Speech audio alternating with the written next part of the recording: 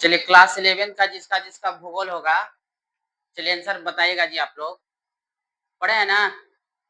पढ़े हैं ना? हाँ बोलिए। पढ़े हैं आप लोग, याद नहीं है का जी?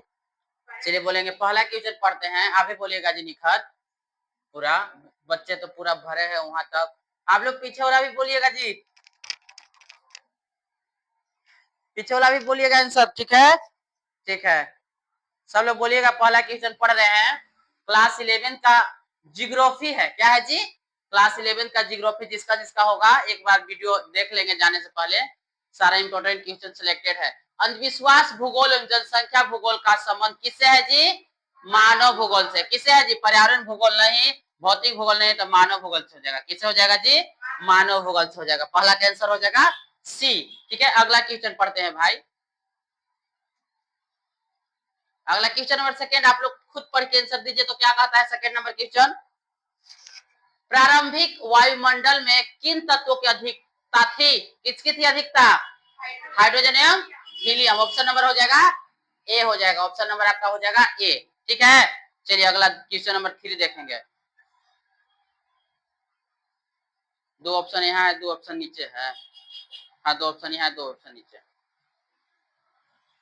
चलिए तीसरा नंबर देखेंगे, क्वेश्चन क्या कहता है, ध्यान से पढ़िए। कहता है गुटेनबर्ग असत्य किन दो परतों की सीमा को कहते हैं? बताइए क्या होगा option? Metal code. Option number क्या हो जाएगा? बी हो जाएगा। ऑप्शन नंबर हो जाएगा बी। क्या हो जाएगा जी? ऑप्शन नंबर तीसरा का हो जाएगा बी। ठीक है, चलिए अगला क्वेश्चन नंबर 4 पढ़ेंगे। क्वेश्चन नंबर 4 पढ़िए तो जल्दी से, क्या कह रहा है क्वेश्चन? पढ़िए क्वेश्चन नंबर 4 क्या कहता है, पढ़िए। क्वेश्चन नंबर 4 कहता है महासागर अधस्तर विस्तार सिद्धांत का प्रतिपादन किसने किया? बताइए आंसर। हेरी है। ऑप्शन नंबर क्या हो जाएगा? डी हो जाएगा। ऑप्शन नंबर इसका आपका डी हो जाएगा। ठीक है, अभी बोलिए निखत। निम्नलिखित में से कौन सा स्थल रूप पवन के अपरदनात्मक शक्ति द्वारा निर्मित नहीं होता है? नहीं बोल रहा है, ध्यान दीजिएगा। क्वेश्चन कहता है निम्नलिखित में से कौन सा स्थल रूप पवन के अपरदनात्मक शक्ति द्वारा निर्मित नहीं होता है? तो नहीं कौन होता है बोलिए? बालू का स्तूप। ऑप्शन नंबर हो जाएगा डी। ऑप्शन नंबर क्या हो जाएगा जी? डी हो जाएगा। चलिए अगला हम लोग क्वेश्चन पढ़ेंगे, क्वेश्चन नंबर 6 सॉरी। सुनामी शब्द उत्पत्ति कहां से हुई है? जापान से हुई है। गुड आंसर, इंपोर्टेंट है ना। सुनामी शब्द की उत्पत्ति कहां से हुई है जी?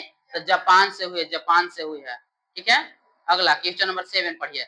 निम्नलिखित में से किस ज्वालामुखी प्रकार से सर्वाधिक तरल लावा प्रवाहित होती है? किसे होती है? बेसाल्ट प्रवाह नदी। ऑप्शन नंबर डी हो जाएगा। ऑप्शन नंबर का डी सही आंसर हो। ठीक है, चलिए अगला देखेंगे। चलिए क्वेश्चन नंबर 8 है, गर्मियों में उत्तरी मैदान में बहने वाली गर्म एवं शुष्क हवा को क्या कहा जाता है? लू। क्या कहा जाता है जी? लू कहा जाता है। ठीक है, आपका एग्जाम में भी सारा ऐसा क्वेश्चन देखने को मिलेगा, और आप भी अगर देख रहे हैं तो आप भी कमेंट कीजिएगा प्लीज, यूट्यूब वाले फैमिली, भाई मेरे बहन जो भी हैं दोस्त। ठीक है, अगला देखेंगे। हिमालय किस सागर के अवसादों से निर्मित है? बोलिए। तेथिस सागर। ऑप्शन नंबर क्या हो जाएगा? ए हो जाएगा। ऑप्शन नंबर हो जाएगा ए। चलिए आप लोग भी कमेंट में बोलिए जी क्या आंसर होना चाहिए और क्या हो सकता है। क्वेश्चन नंबर 10 देखिए। निम्नलिखित में से कौन सा हिमनद द्वारा निर्मित निक्षेपित स्थल रूप है? कौन सा होगा? एस्कर। ऑप्शन नंबर डी हो जाएगा। ऑप्शन नंबर इसका डी हो जाएगा। ठीक है, अगला क्वेश्चन नंबर देखेंगे 11। क्वेश्चन नंबर 11 बोलिए पढ़ के क्या कहता है। कहता है ज्वारीय परिकल्पना सर्वप्रथम किसने प्रस्तुत किया था? बोलिए। जेम्स और जेफरीज। ऑप्शन नंबर आपका ए हो जाएगा इसका आंसर। आप भी जल्दी जल्दी कमेंट में बताते चलिए क्या होगा आंसर और क्या होना चाहिए। ठीक है, क्वेश्चन नंबर 12 पढ़ेंगे। भौमिक प्राकृतिक आपदा के अंतर्गत निम्नलिखित में से किसे सम्मिलित कर सकते हैं? बताइए किसे कर सकते हैं? ऑप्शन नंबर बी ब्लड फ्लू ना, भूस्खलन। भूस्खलन भौतिक प्राकृतिक आपदा के अंतर्गत, हम भौतिक प्राकृतिक आपदा के अंतर्गत निम्नलिखित किसे सम्मिलित कर सकते हैं, तो भूस्खलन होना चाहिए। ठीक है, भूस्खलन होगा। चलिए अगला देखेंगे। आपदा प्रबंधन अधिनियम कब पारित किया गया था, बताइए। 2000, ऑप्शन नंबर बी हो जाएगा, ऑप्शन नंबर बी हो जाएगा, 2005 आंसर होगा। ठीक है, अगला देखेंगे। भारत का प्रथम जीव मंडल निचयन कौन है, नीचे भारत का प्रथम जीव मंडल नीचे कौन सा है, नीलगिरी, ऑप्शन नंबर डी हो जाएगा। ऑप्शन नंबर, अरे यार कहाँ चला गया, ऑप्शन नंबर क्या हो जाएगा जी, चलिए ऑप्शन नंबर हो जाएगा डी आपका, नीलगिरी हो जाएगा। ठीक है, चलिए अगला देखेंगे 15। चलिए 15 नंबर पढ़िए तो क्या है क्वेश्चन, चंदन किस प्रकार के वन में पाए जाते हैं, चंदन किस प्रकार के, पर्णपाती वन, ऑप्शन नंबर सी हो जाएगा, चंदन।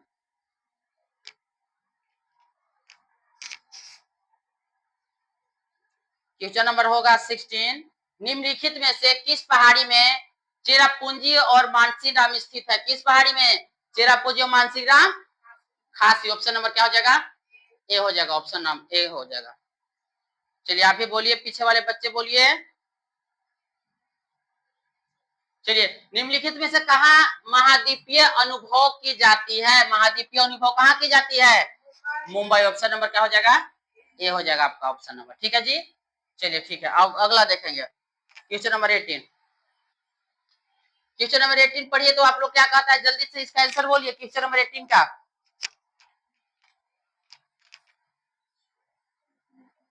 कहता है इनमें से कौन सा कथन प्रायद्वीपीय नदी के बारे में सही है, कौन सा कथन, उपरोक्त सभी, पहले पढ़ते हैं शुरू नंबर।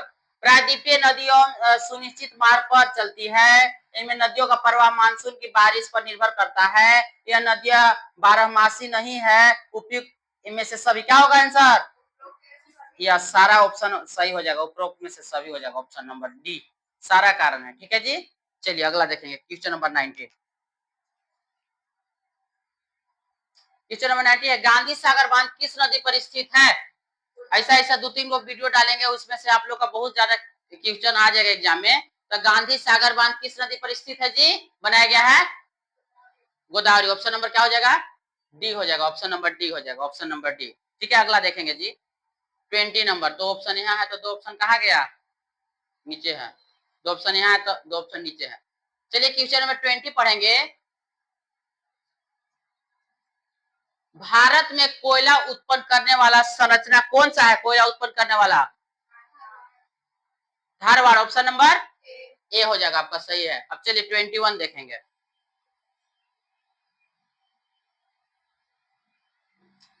21 नंबर क्वेश्चन पढ़िए तो क्या कहता है जी, 21 जो नंबर क्वेश्चन पर कहता है महाराष्ट्र पश्चिमी घाट को किस नाम से जाना जाता है,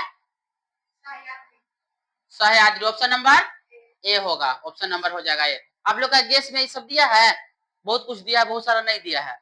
ठीक है, चलिए इसको एक बार देख लेंगे एग्जाम में जाने से पहले, इस तरह से क्वेश्चन आपको एग्जाम में देखने को मिलेगा। ठीक है, चलिए ऐसा ऐसा और 2-3 को वीडियो बनाएंगे जियोग्राफी पे, जियोग्राफी ना है। चलिए हिमालय निम्नलिखित में से किसका उदाहरण है, हिमालय किसका, नवीन वलीय पर्वतमाला का, अवशिष्ट पर्वतमाला का, प्रायद्वीपीय पठार का, उत्खंड पर्वत का, कौन होगा, नवीन वलीय पर्वतमाला का, ऑप्शन नंबर ए होगा। चलिए ठीक है, ऑप्शन नंबर ए हो जाएगा। चलिए ठीक है जी, आप लोग भी कमेंट में बताइए। चलिए गुड। क्वेश्चन नंबर 23 क्या कहता है, 23 पढ़िए क्वेश्चन नंबर जल्दी से, क्या कहता है, पाक जलमंडरू मध्य किन के बीच स्थित है, पाक जलमंडरू किसके मध्य बीच स्थित है, दो के बीच किसके किसके बीच स्थित है, बताइए, कच्छ की खाड़ी और खंभात की खाड़ी, ऑप्शन नंबर क्या हो जाएगा, ए सही होगा, ऑप्शन नंबर क्या हो जाएगा, ए हो जाएगा। ठीक है जी, चलिए वेट करेंगे 2 मिनट आप लोग। Question number 24, Indira Gandhi national park कहाँ स्थित है, तो इंदिरा गांधी नेशनल पार्क कहाँ स्थित है जी, पश्चिमी घाट, ऑप्शन नंबर हो जाएगा बी, ऑप्शन नंबर क्या हो जाएगा, बी हो जाएगा। चलिए अगला क्वेश्चन पढ़ेंगे। तिरंगों में जल की गति होती है, क्या होती है, गोलाकार, ऑप्शन नंबर सी हो जाएगा। बहुत जरूरी आप लोग का सारा इंपोर्टेंट है, एग्जाम में जाने से पहले सारे लोग एक बार देख लीजिएगा। मुख्यतः इससे क्वेश्चन आपको देखने को मिलेगा एग्जाम में। चलिए, सागरीय जल की औसत लवणता कितना पीपीटी है? कितनी होती है? 30 option number 35, sorry option number हो जाएगा 35। ठीक है, चलिए अगला देखेंगे क्वेश्चन नंबर 27। बोलिए 27 में क्या क्वेश्चन है, क्या आंसर होगा? उच्चतम लवणता वाला वान झील किस देश में स्थित है? बताइए। तुर्की में। कहां से स्थित है जी? 27 का ऑप्शन आपका होगा सी, तुर्की में स्थित है। उच्चतम लवणता वाला वन झील किस देश में स्थित है? तो तुर्की में स्थित है। चलिए 28 नंबर पढ़ेंगे। 28 नंबर क्वेश्चन क्या कहता है? तो क्योटो प्रोटोकॉल की उद्घोषणा कब की गई? घोषणा कब की गई थी जी? 1997 ऑप्शन नंबर ए हो जाएगा आपका सही है। चलिए अगला देखेंगे क्वेश्चन नंबर 29। क्वेश्चन नंबर 29, निम्नलिखित में से कहां सबसे लंबा दिन और रात होता है? कहां होता है? ध्रुव में। ऑप्शन नंबर क्या हो जाएगा? डी हो जाएगा। ऑप्शन नंबर आपका डी सही है। ठीक है, चलिए 30 देखेंगे। संतृप्त वायु किस दिशा में संतृप्त नहीं होती है? रहेगी। क्या होगा ऑप्शन? तापमान के, ऑप्शन नंबर सी, तापमान के बढ़ने पर। ऑप्शन नंबर सी हो जाएगा। चलिए 40 क्वेश्चन आप लोग को एग्जाम में आएगा, यहाँ भी 40 इंपोर्टेंट क्वेश्चन है। चलिए देख लीजिए 31 नंबर क्वेश्चन पढ़िए, क्या कह रहा है 31 नंबर, जल्दी से पढ़िए तो आप लोग भी कमेंट में बोलेंगे। 5 मिनट वेट कीजिए, उसके बाद क्लास स्टार्ट होगा आप लोग। चलिए 31 देखिए, पक्षाघ बादल की ऊंचाई औसतन कितनी होती है? बताइए कितनी होती है? 8000 से 12000। ऑप्शन नंबर हो जाएगा सी, 8000 से 12000 मीटर तक होती है। 32 बोलेंगे।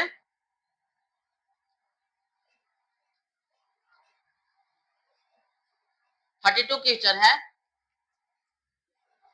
समदाब रेखा यदि दूर दूर हो तो वैसे क्षेत्र में दाब प्रवणता कैसी होती है? ऑप्शन नंबर हो जाएगा बी। ऑप्शन नंबर क्या हो जाएगा? बी हो जाएगा, कम होती है। चलिए 33 बोलिए। 33 में क्या हो सकता है आपका? कहता है सामान्यतः ऊंचाई के साथ तापमान घट जाता है, इसे क्या कहा जाता है जी? सामान्य ह्रास दर। ऑप्शन नंबर बी कहा जाता है। ऑप्शन सामान्य ह्रास दर, ऑप्शन नंबर क्या कहेंगे? बी कहेंगे। चलिए अगला देखेंगे। हाँ आ रहे हैं, रुकिए वेट कीजिए 5 मिनट, तुरंत आ रहे हैं। चलिए अगला 34 का देखेंगे। किस तिथि को सूर्य मकर रेखा पर लंबवत होती है? किस तिथि को? 22 दिसंबर को। 22 दिसंबर, ऑप्शन नंबर बी हो जाएगा। 22 दिसंबर को जो सूर्य होती है मकर रेखा पर लंबवत होती है। सारा इंपोर्टेंट क्वेश्चन है जियोग्राफी वाले क्लास 11 एग्जाम में जाने से पहले एक बार इसको देख लेंगे। पवन चलने का निम्न में से क्या कारण है? पवन चलने का क्या हो सकता है? वायु दाब में भिन्नता। ऑप्शन नंबर डी हो जाएगा। चलिए ठीक है, ऑप्शन नंबर डी अब सही आंसर है। ठीक है, ठीक है, चलिए अगला देखेंगे 36। भूमिगत जल द्वारा चूना पत्थर प्रदेश में निर्मित निक्षेपात्मक स्थल रूप कौन सा है? कौन सा होगा? स्टेलेक्टाइट। ऑप्शन नंबर हो जाएगा डी हो जाएगा। ऑप्शन नंबर डी हो जाएगा। ठीक है, चलिए अगला देखेगा 37। कहता है मलबा अवधाव को किस श्रेणी में सम्मिलित किया जा सकता है? किस श्रेणी में सम्मिलित किया जा सकता है? बोलिए। तीव्र प्रवाही बृहत संचलन। ऑप्शन नंबर सी हो जाएगा इसका ऑप्शन। अभी यदि क्लास 11th में है तो आप लोग भी कमेंट कीजिए, सारा के आंसर बताने का कोशिश कीजिए। आप लोग भी देखिए कितना बताते हैं, अगर नहीं बताते हैं तो 1-2 बार वीडियो देख लीजिए, उसके बाद खुद से सारे के आंसर देने का प्रयास कीजिए। 38 देखेंगे।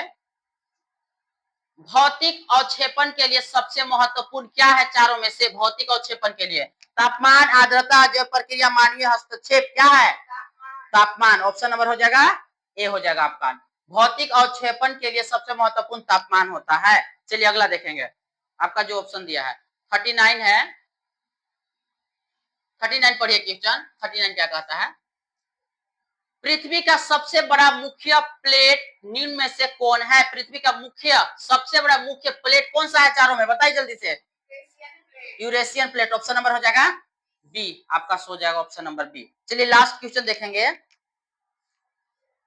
चलिए अगला, भूकंप अभिकेंद्र के 105 डिग्री से 145 डिग्री तक में किस भूकंपीय तरंग का छाया क्षेत्र विस्तृत होता है? चलिए बताइए। ऑप्शन नंबर हो जाएगा सी, हो जाएगा पी और एस तरंग। ठीक है जी, पी और एस तरंग। यदि अभी क्लास 11th में है, आपका जियोग्राफी है, तो एक बार एग्जाम में जाने से पहले जरूर वीडियो को देखिए, लाइक्स कीजिए और शेयर कीजिए और सब्सक्राइब कीजिए। फिर मिलते हैं नेक्स्ट वीडियो में। That's for today, best of luck your examination.